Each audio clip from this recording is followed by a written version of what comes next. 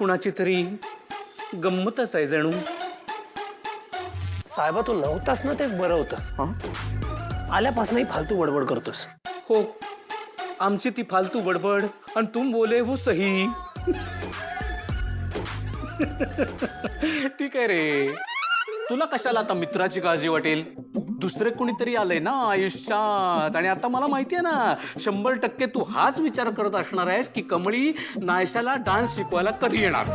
अरे बाबा मी नाही नाही नाही नाही, तू मला काहीच समजवू नको. मला सगळं समजलेलं आहे. आणि काय लहानपणापासून ओळखतो बरं का तुला.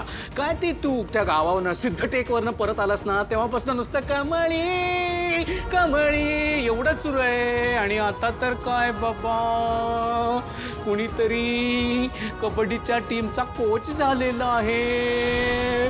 कबड्डी कबड्डी कबड्डी कबड्डी कबड्डी कबड्डी कबड्डी कबड्डी कबड्डी कबड्डी कबड्डी कबड्डी. त्यामुळे तुझी गाडी आहे ना एकदम फास्ट. काय बोलतोयस? तुला काही सेन्स आहे का साहेबा? का उचलली जीभ आणि लावली टाळ्याला?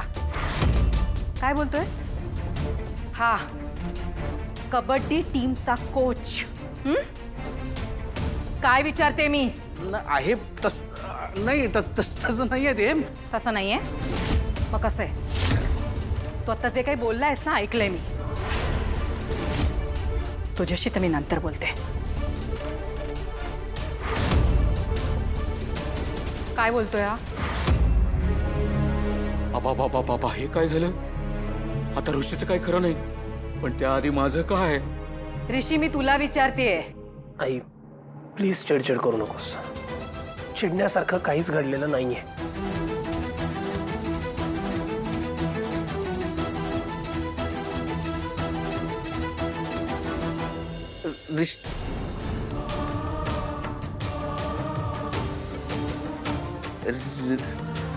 हे सगळं काय चाललंय साहेबा?